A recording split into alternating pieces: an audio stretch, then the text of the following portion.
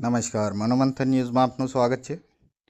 ડેસર તાલુકાના પીપલછટ ગામે સાવલી ડેસર તાલુકાના ધારાસભ્ય કેતનભાઈ ઇનામદાર હસ્તે પીપલછટ પ્રાથમિક શાળાના નવીન મકાનનું ખાતમુહૂર્ત કરવામાં આવ્યું।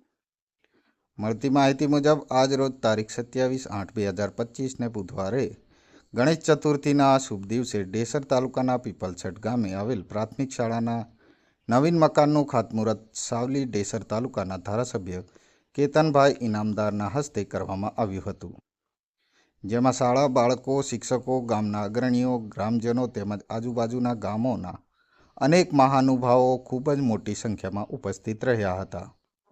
મનોમંથન ન્યૂઝ, અંબાલાલ પરમાર, વડોદરા।